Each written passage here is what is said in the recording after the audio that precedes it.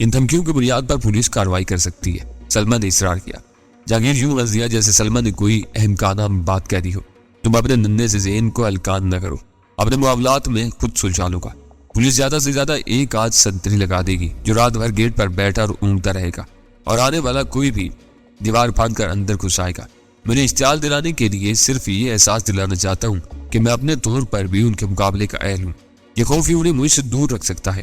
جہانگیر کی کھینچی ہوئی تصویر اتنی خوف آور تھی کہ سلمہ نے اس سے بحث ترک کر دی۔ بیوی کی طرف سے اسے زیادہ الجھن نہیں تھی۔ پریشانی کی بات یہ تھی کہ ان گمبھیر حالات میں وہ بالکل تنہا رہ گیا تھا۔ B4 یا D1 پر اپنے خدشات ظاہر کر کے بزدلی کا خطاب نہیں لینا چاہتا تھا۔ طارق پہلے ہی کچھ لوگوں کی نگاہوں میں آیا ہوا تھا۔ اس سے میل جول میں اس قدر احتیاط برتی جا رہی تھی کہ کھمبے سے اس کے گھر جانے والے ٹیلی فونز کے تار کٹوا دیے گئے تھے تاکہ اضطراب کے عالم میں کہیں وہ اسے فون ہی نہ کر بیٹھے۔ ڈینی ایسے موقع پر اپنی سدا بہار کھوپڑی سے کئی اچھی تجاویز برآمد کر سکتا تھا، لیکن اسے رابطے کی بھی ممانعت تھی۔ لے دے کے بس نادر خان رہ گیا تھا جو بال ٹھکانے لگانے میں ماہر تھا، لیکن ذہنی مشقت سے چیز چراتا تھا۔ پھر جب جہانگیر کو منشیات فروشوں کے اجتماع کی ناکامی کی خبر ملی تو ذرا اس کی جان میں جان آئی۔ اسی دوران نادر خان سے یہ شکایت بھی موصول ہوئی کہ طارق روڈ پر اس کے آدمیوں نے علاقے میں ایک بڑا پڑھا لکھا لڑکا ہیروئن بیچنے لگا دیا تھا، جسے مار پیٹ کر وہاں سے بھگا دیا گیا تھا۔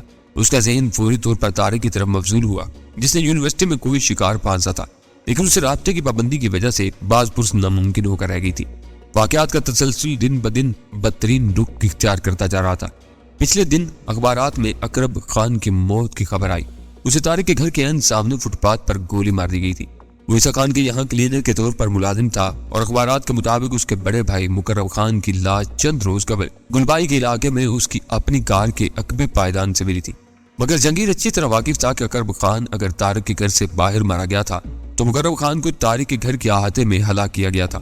وہ کوئی فیصلہ نہ کر سکا کہ اکرب خان اپنے بھائی کا انتقام لینے کے لیے بھرے ہوئے ریوالور سمیت وہاں پہنچا تھا یا عیسیٰ خان اپنے خاص آدمی کے قتل کے انتقام پر تلا ہوا تھا۔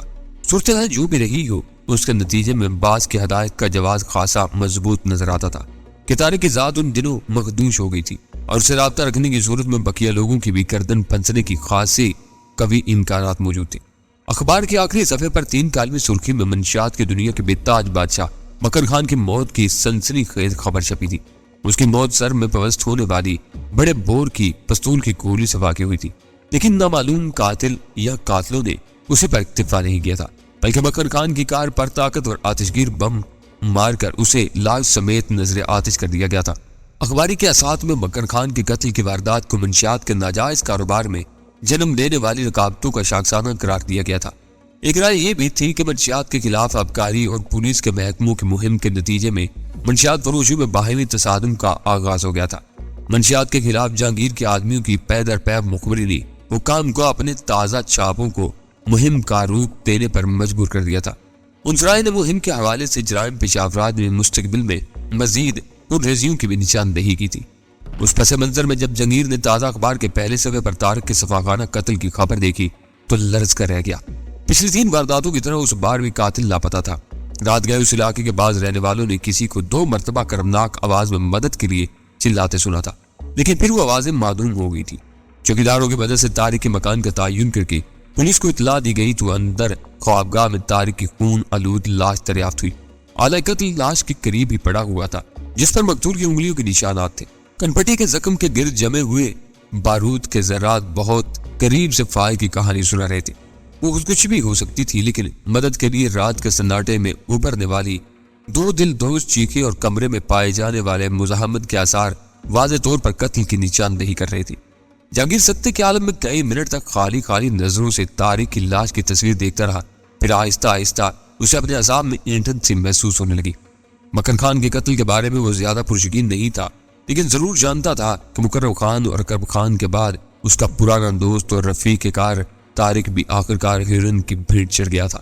اس نے دل گرفتہ انداز میں لباس تبدیل کیا اور کار میں تیز رفتاری کے ساتھ جیوا ہاؤس کی طرف روانہ ہو گیا۔ اس وقت اس کے ذہن میں آندیاں سی چل رہی تھی اور وہ طارق کے قتل کے حوالے سے نہایت جذباتی انداز میں اپنے مستقبل کے بارے میں سوچ رہا تھا۔ بات سے طے ہو چکا تھا کہ اسے کوئی پیغام دینا ہوگا تو وہ رات کے 8 اور 8:15 بجے کے درمیان اس سے ٹرانسمیٹر پر رابطہ قائم کیا کرے گا، لیکن جہانگیر کو حسب ضرورت کسی بھی وقت رابطہ قائم کرنے کی کھلی چھوٹ تھی اور وہ فوری طور پر بات سے کچھ بے لاگ باتیں کرنا چاہتا تھا۔ B4 نہ ملتا تو اس نے D1 ہی سے پھر جانے کا فیصلہ کر لیا تھا۔ جیوا ہاؤس کے مستقل مکینوں کے لیے جہانگیر کی یوں آمد تعجب خیز تھی، لیکن ان میں کسی نے اس کا اظہار نہیں کیا اور وہ ان مشینی انسانوں کی رسمی تعظیم قبول کرتا ہوا سیدھا اندر چلا گیا۔ جیسی کوشش میں ریسیور پر وہ بھاری اور خوابناک سی آواز سنائی دی جو دن رات جہانگیر کے اعصاب پر سوار رہتی تھی۔ B1 ریسیونگ، کیا بات ہے؟ آج اس وقت کیسے کال کر رہے ہو؟ اوور۔ باز کی آواز سنتے ہی اس کا سارا حوصلہ جواب دے گیا تھا۔ سر، آپ نے اخبار دیکھا ہے آج کا؟ اس نے سوال کرتے ہوئے اپنی آواز میں ہلکی سی لرزش محسوس کی۔ کیا ہے اس میں؟ وقت خراب کیے بغیر جلدی بات پوری کرو۔ اوور۔ باز نے خشک لہجے میں اسے ڈانٹ دیا اور اپنی بے بسی پر وہ دل محسوس کر رہ گیا۔ طارق رات کا مار دیا گیا۔ اوور۔ لہجے پر قابو پانے کے باوجود جہانگیر کی آواز بھرا کی افسوس کے سوا کچھ نہیں کیا جا سکتا۔ B4 کا لہجہ غیر ہمدردانہ تھا۔ اپنے مسائل کا وہ خود ذمہ دار تھا، ہم کوشش کے باوجود اسے نہ بچا سکے۔ اوور۔ وہ پہلے سے باخبر تھا۔ جہانگیر چند ثانیے تک خاموش رہا، پھر خود پر قابو پاتے ہوئے بولا، وہ مر گیا سر، مرنے والے واپس نہیں آیا کرتے۔ اس کی لاوارث لاش سرکاری مردہ خانے میں پڑی ہوئی ہے، میں اسے وصول کر کے تدفین کرنا چاہتا ہوں۔ مرنے کے بعد تو شاید لاتعلقی کے احکامات باقی نہیں رہے ہوں گے۔ اوور۔ احمق بننے کی ضرورت نہیں۔ B4 کی آواز بدستور ہمدردانہ رہی۔ اخبارات نے اس کا ماضی خاصا اچھالا ہوا ہے، آخری سرگرمیوں کے بھی کھوج میں ہوں گے۔ بدستور تماشائی بنے رہو، اس کے دشمن اس وقت زیادہ چکنے ہوں گے اور جو مرنے والے سے قرب جتائے گا اسی کے پاس پھچا دیا جائے گا۔ اگر اتفاق سے پولیس بھی رجوع کر بیٹھو تو زیادہ تعلق دکھانے کی کوشش نہ کرنا، کیونکہ تمہارے لیے یہی سود مند ہوگا۔ اوور۔ تو کیا میں اس لاوارث جنازے کو کندھا بھی نہ دے سکوں گا سر؟ اوور۔ وہ جذباتی لہجے میں بولا۔ ضرور دو۔ اس بار باز کو سیلے لہجے میں گرایا، لیکن ان 4 آدمیوں کا بندوبست کر لینا جو تمہاری تدفین کرانے کا کام کر سکے۔ اوور۔ باز کے تند لہجے سے جہانگیر کو شدید ذہنی جھٹکا لگا اور وہ ہوش میں آ گیا اور سارا جذباتی ابال پانی کے بلبلے کی طرح پھٹ گیا۔ میں معذرت خواہ ہوں سر، وہ تھکی ہوئی آواز میں بولا۔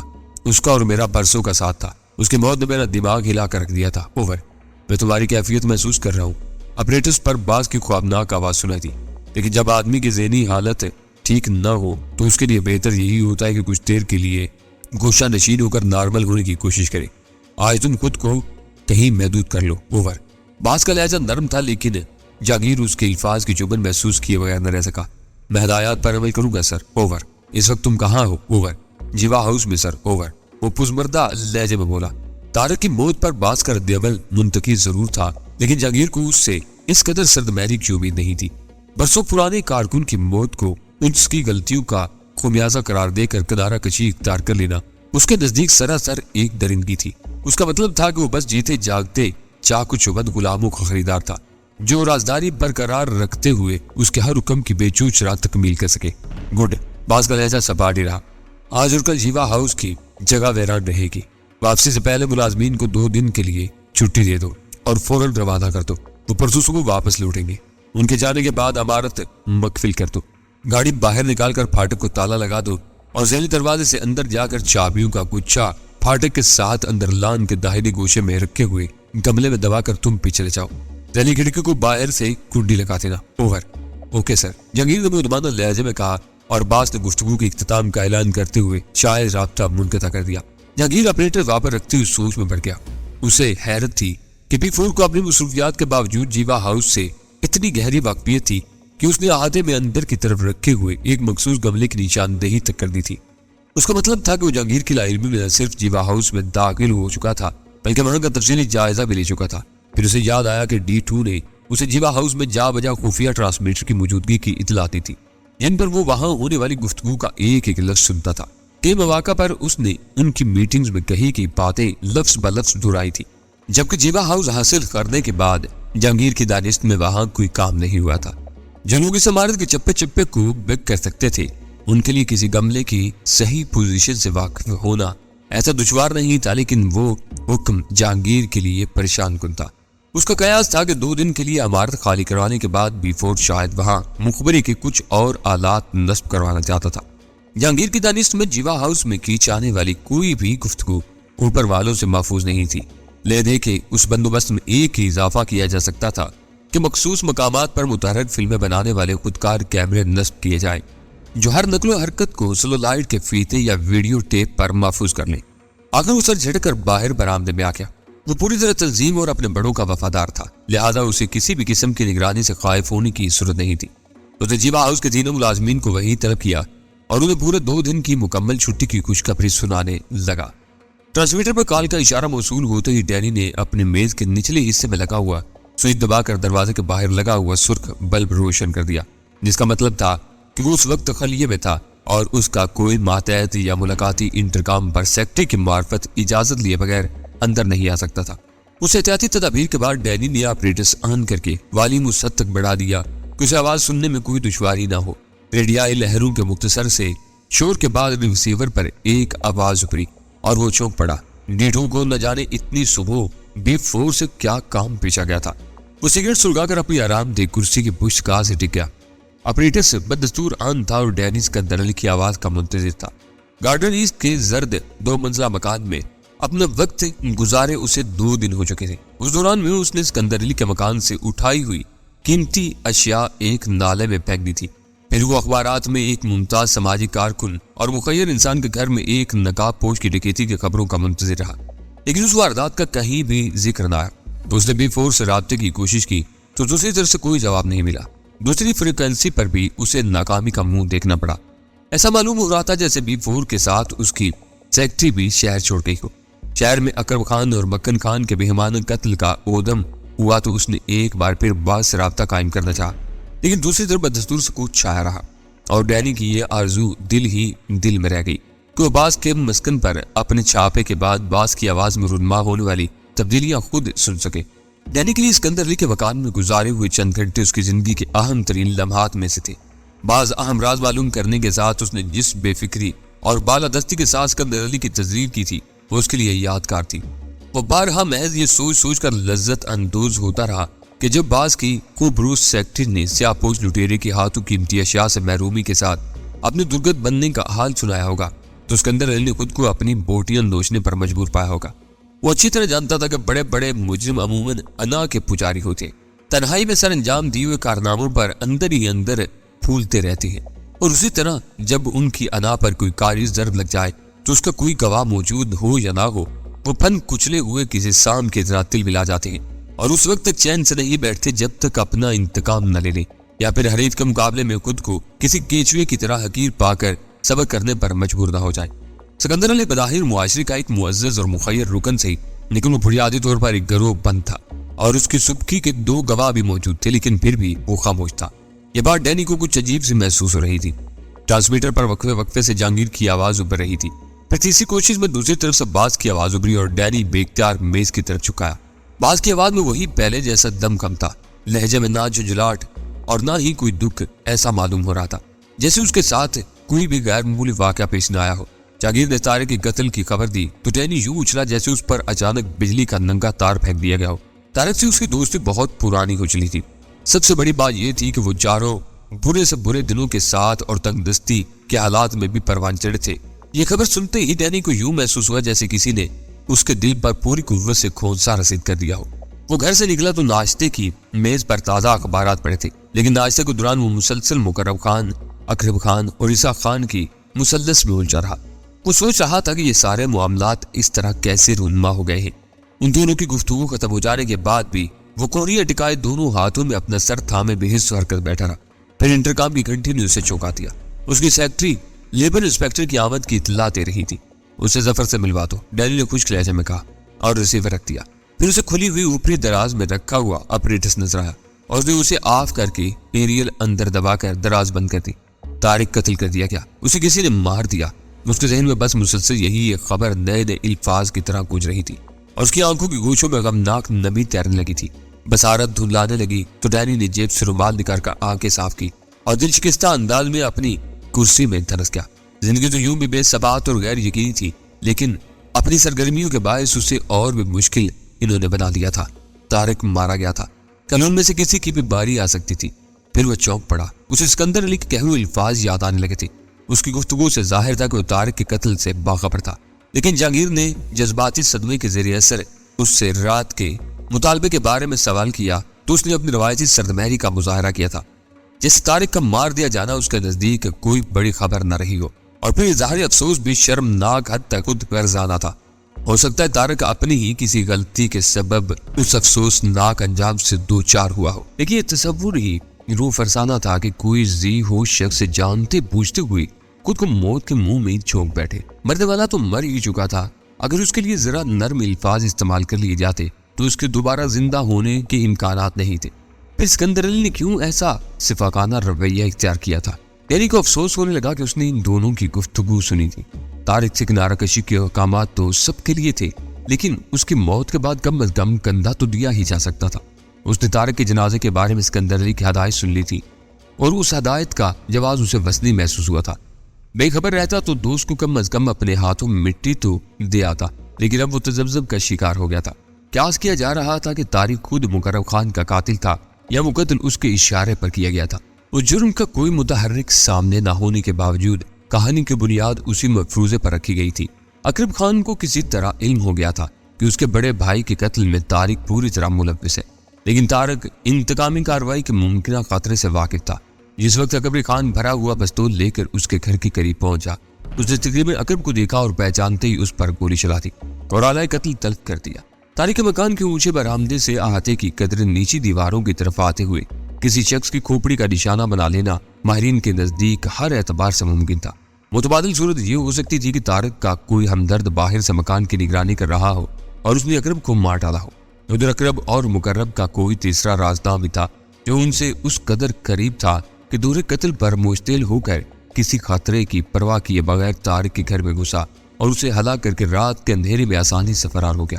کسی آدمی کا ذکر آتے ہی ڈینی کے ذہن میں چماکا سا ہوا اور اسے یاد آیا کہ جس رات مکان کی بجلی منقطع ہونے کے بعد طارق بکلا کر جہانگیر کے گھر پہنچا، اس رات اس کے احاطے میں B4 یا اس کے کسی آدمی نے مقرب خان کو ٹھکانے لگا دیا تھا، جبکہ طارق نے اندھیرے مکان سے فرار ہوتے ہوئے اپنے احاطے میں کم از کم 3 سایوں کو اچھل کر جھاڑیوں میں روپوش ہوتے دیکھا تھا۔ مقرب خان اور اس کے بعد اقرب خان جہنم واصل ہو چکا تھا، لیکن تیسرا بھی باقی تھا۔ غیر ارادی طور پر ڈینی کی مٹھیاں بھیج گئی۔ اس کی دانست میں وہی تیسرا آدمی طارق کا قاتل تھا اور اس نے یہ حرکت عیسیٰ خان کے ایما پر کی تھی۔ اس نے اپنے طور پر عیسیٰ خان کی گوشمالی کا مصمم ارادہ کر لیا تھا۔ اس نے فیصلہ کر لیا تھا کہ اس بارے میں وہ باز سے کوئی مشورہ نہیں لکھا، کہیں وہ اس اقدام کو طارق کی حمایت میں کی جانے والی کارروائی قرار دے کر سرے سے مسترد ہی نہ کر دے۔ اگر بعد میں باز پرس کی نوبت آتی تو وہ بآسانی یہ کہہ کر اپنی گلو خلاصی کروا سکتا تھا کہ 2 روز سے اس سے یا اس کی سیکرٹری کی طرف سے جواب نہ ملنے کے باعث اس نے مجبوراً رابطہ قائم کرنے کی کوشش ترک کر دی تھی اور طارق کے قتل کے معاملے کو اپنے طور پر دیکھنے کی کوشش کرنے لگا تھا۔ عیسیٰ خان سے رابطے کے لیے وہ اپنا دفتری ٹیلی فون استعمال نہیں کرنا چاہتا تھا، لہذا سارے اخبارات کا سر مطالعہ کرنے کے بعد وہاں سے اٹھ گیا۔ راستے میں اس کی ذہنی روح ایک مرتبہ پھر اسکندر علی کی طرف بھٹک گئی اور وہ سوچنے لگا کہ اس نے 2 روز کے لیے جیوا ہاؤس کو کیوں خالی کروایا ہے، جبکہ اس عمارت سے B4 کا براہ راست کبھی بھی کوئی تعلق نہیں رہا تھا۔ ان چاروں نے ہی اس عمارت کا بندوبست کیا تھا۔ یہ ضرور تھا کہ اس کے حصول کا مشورہ اسی کی جانب سے ملا تھا۔ نہ جانے عمارت خالی کروانے سے وہ کیا مقصد حاصل کرنا چاہتا تھا۔ ڈینی کو مبہم سا خیال پیدا ہوا کہ کہیں اسکندر علی اس عمارت کو واقعی بک نہ کروانا چاہتا ہو تاکہ اپنے ماتحتوں کے خیالات سے واقفیت حاصل کر سکے، مگر ڈینی نے کچی گولیاں نہیں کھیلی تھی۔ اسے باز کی جگہ سنبھالنے کا خواب دیکھتے ہوئے ایک طویل مدت گزر گئی تھی، لیکن اس نے کبھی اپنے دل کی بات کسی پر ظاہر نہیں کی تھی، اور ظاہر بھی کیا کرتا، وہ خود باز کی شخصیت سے لا علم تھا۔ وہ تو غزالہ ایک بہانہ بن کر اس کی فیکٹری میں نہ پہنچی ہوتی تو شاید وہ ابھی تک باز کے راز سے باخبر نہ ہوتا۔ اصل بات یہ تھی کہ غزالہ خوش شکل اور خوش گفتار تھی۔ ڈینی اس کی ذات کے زہر سے متاثر ہوا اور اس کی کالج کے فنکشن کے لیے اشتہار دے دیا اور اس کی دعوت پر کالج کے فنکشن میں بھی جا پہنچا، جہاں لاؤڈ اسپیکر پر مہمان خصوصی کی آواز نے اچانک اس پر ایک راز ظاہر کر دیا جو برسوں سے معمہ بنا چلا رہا تھا، اور طریقہ کار کی روشنی میں ڈینی کو امید تھی کہ وہ کبھی بھی بات سے واقف نہ ہو سکے گا، مگر اس دن محض آواز کی شناخت کی بنا پر اسے اسکندر علی پر شبہ ہوا اور وہ پھر نقاب پوش چور کے روپ میں اس کے مکان میں داخل ہو کر ڈینی نے ایسی بہت سی معلومات حاصل کر لی جن کی بنا پر اس کا شبہ یقین میں بدل گیا۔ اسے اسکندر علی کے مکان سے 4 اہم فون نمبر بھی ملے تھے جو اس کی دانست میں تنظیم کے اہم سے متاروں کے تھے۔ انہی سے ڈینی نے یہ نتیجہ اخذ کیا تھا کہ B4 اپنی جگہ مطلق العنان سربراہ نہیں تھا، بلکہ اس سے اوپر بھی کچھ لوگ موجود تھے۔ ڈینی کا اندازہ تھا کہ جس طرح B4 کی شخصیت اس کے ماتحتوں کے لیے گمنام تھی اور سارا کام برسوں سے محض آوازوں کی شناخت اور شناختی اشاروں کی بنیاد پر چل رہا تھا، اسی طرح اوپر والوں سے B4 بھی لا علم ہوگا، کیونکہ اسکندر علی کی ڈائری میں ان کے فون نمبروں کی موجودگی اس خیال کی نفی کر رہی تھی، کیونکہ فون نمبر سے تھوڑی سی محنت کے بعد یہ سراغ لگایا جا سکتا تھا کہ وہاں خفیہ نام سے کال کون کرتا ہے۔ ڈینی 2 روز سے مسلسل اسی سوچ بچار میں مبتلا تھا۔ مکان سے ملنے والے نمبروں پر کال کرنے سے پہلے وہ کوئی رائے قائم کرنا چاہتا تھا اور کسی کو بھی ذرا شبہ ہو جاتا کہ یہ راز پاش ہو گئے ہیں تو فوری طور پر طریقہ کار اور ٹھکانے بدل دیے جاتے اور برسوں بعد ہاتھ آنے والے سراغ ناکارہ رہ جاتے۔ اس کے پاس ان فون نمبروں کے علاوہ سینڈیکیٹ لمیٹڈ کا نام بھی تھا جہاں سے اپنی مہم کا آغاز کیا جا سکتا تھا، لیکن ڈینی اوپر سے ابتدا کے بجائے نیچے سے ابتدا کرنا چاہتا تھا۔ اس کی کامیابی کا پہلا زینہ سکندر علی تھا۔ عیسیٰ خان سخت پریشان تھا، خوف اور تشویش کے باعث اس کی راتوں کی نیند اڑ گئی تھی، جس کا اظہار اس کی ورم آلود آنکھیں کر رہی تھی۔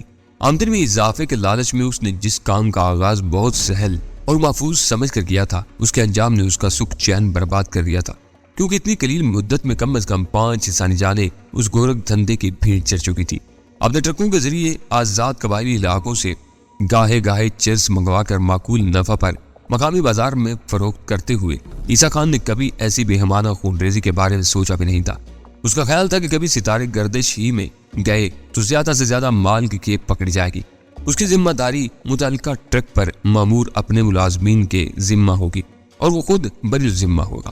اس کا خیال تھا کہ وہ شخص اس گروہ کا کوئی خاص رکن تھا جس کے پھاٹک کے قریب اکرم خان مارا گیا تھا، لیکن وہ اہم شخص بھی نہ بچ سکا۔ اسے اس کے مکان میں مار دیا گیا تھا۔ اس نے اپنے سامنے میز پر پھیلے اخبارات کو یوں خوفزدہ نگاہوں سے دیکھا جیسے وہ اس کی موت کا پروانہ ہو۔ اس کے 2 ملازمین مارے جا چکے تھے، لہذا پولیس افسران تفتیش کے سلسلے میں اسے خاصی اہمیت دے رہے تھے۔ دوسری طرف اخبار والے ان وارداتوں کے پورے پس منظر سے لا علم ہونے کے باوجود کسی ایسے تیسرے شخص کی موجودگی کے امکانات ظاہر کر رہے تھے جو نہ صرف طارق کا قاتل تھا بلکہ ان واقعات پر پوری طرح روشنی بھی ڈال سکتا تھا۔ عیسیٰ خان کے نزدیک یہ کیا سرائیاں بے بنیاد تھیں، لیکن تیسرے آدمی کے تذکرے پر اس کا ذہن سلطان شاہ کی طرف مبذول ہو گیا تھا۔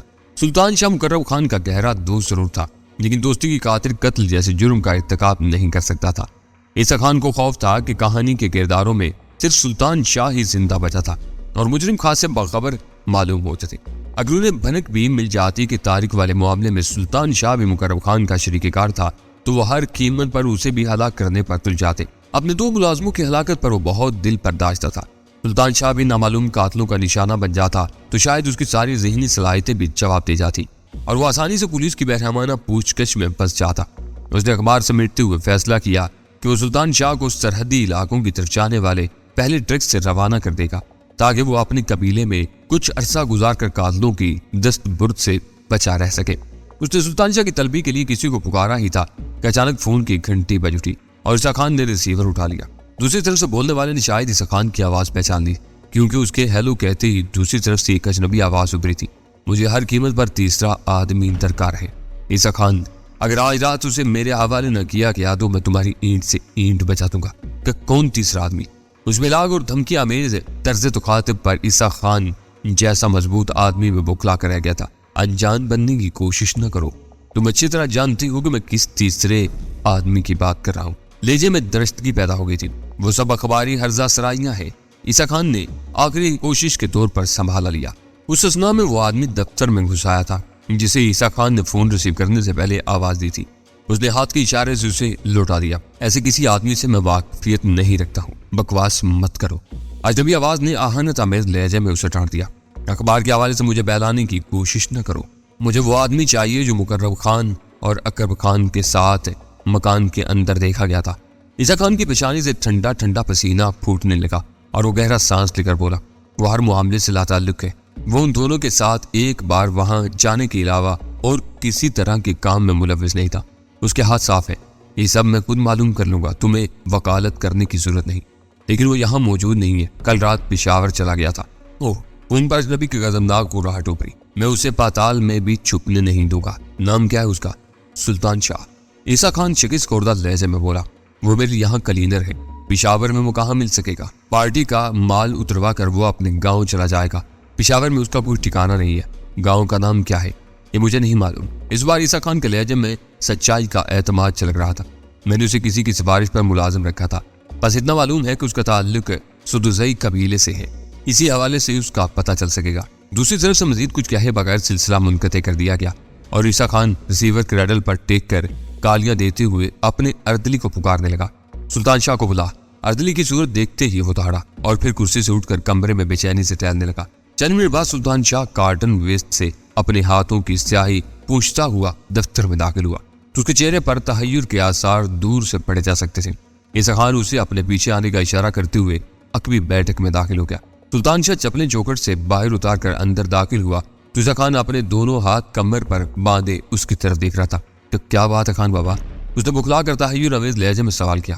تم کچھ پریشان نظر آ رہے ہو، میری بات سن کر تمہاری بھی نیند اڑ جائے گی سلطان شاہ۔ عیسیٰ خان دھیمے مگر تنزیہ لہجے میں بولا۔ پہلے دروازہ بند کرو، پھر میں بتاتا ہوں کہ تم نے مجھے کس مشکل میں پھنسا دیا ہے۔ سلطان شاہ دروازہ بند کر کے پلٹا تو عیسیٰ خان نے کہنا شروع کیا۔ اپنی غلطی کے نتیجے میں مقرب خان خود تو مارا ہی کیا، لیکن اپنے ساتھ ہم سب کو بھی چیتے جی ایک عذاب میں مبتلا کر گیا۔ اپنی ہوشیاری کے زوم میں اس نے آخر تک مجھے ہوا نہ لگنے دی کہ شہر میں کیا کرتا پھر رہا ہے۔ اس رات تم تینوں اس اندھیرے مکان میں اکٹھے دیکھ لیے گئے تھے، جس کے نتیجے میں پہلے مقرب اور پھر اکرم خان مارا گیا۔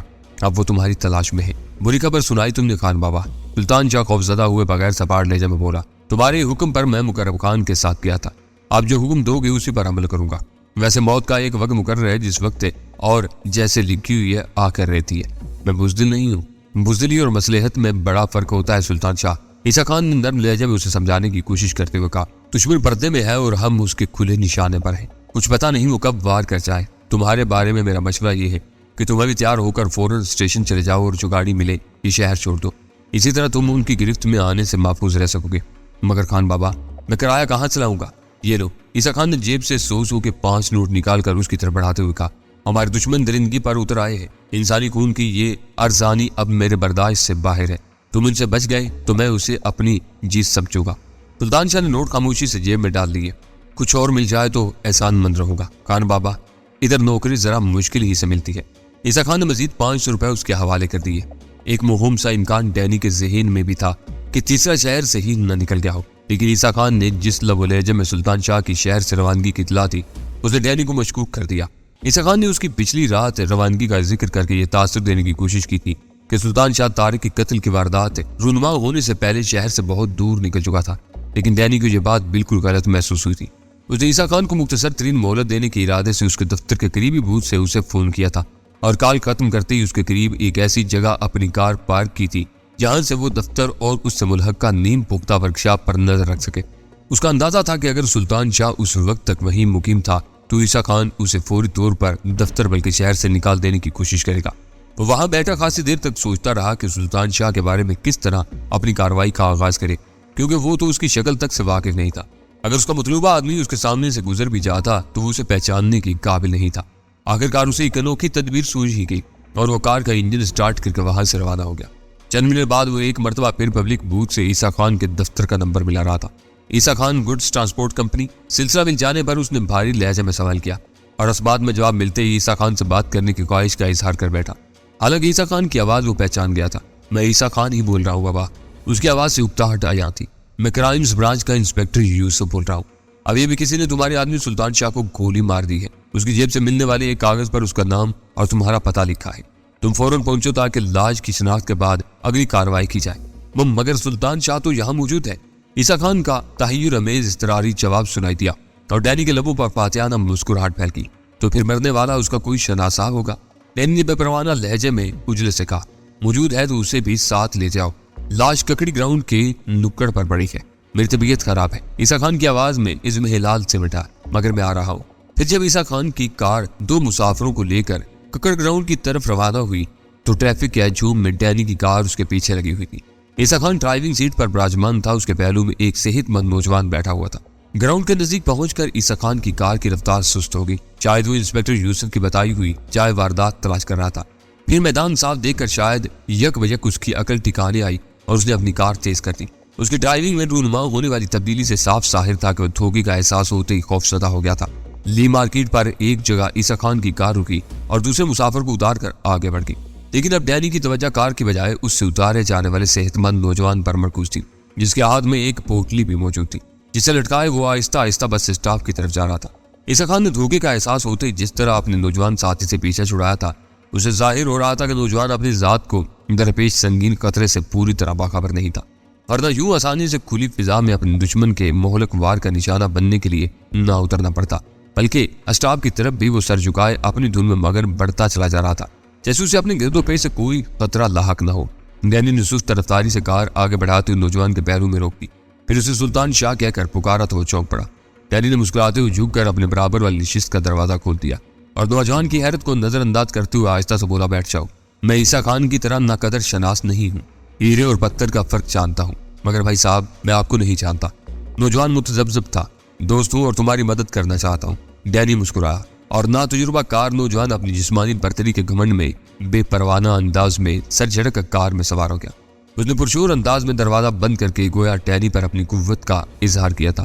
کیسے دوست ہو اور کیا مدد کرنا چاہتے ہو؟ کار حرکت میں آنے کے کئی منٹ بعد بھی جب ڈینی خاموش رہا تو سلطان شاہ نے خود ہی سکوت توڑ دیا۔ عیسیٰ خان تم سے پیچھا کیوں چھڑوانا چاہتا تھا؟ ڈینی نے اس کی طرف دیکھتے ہوئے سوال کیا۔ اس کا خیال ہے کہ کوئی مجھے مارنا چاہتا ہے، مگر تم اسے کیسے جانتے ہو؟ نوجوان نے پراعتماد لہجے میں کہا۔ کبھی دوستی ہوا کرتی تھی ہماری، ڈینی نے گول مول سا جواب دیا۔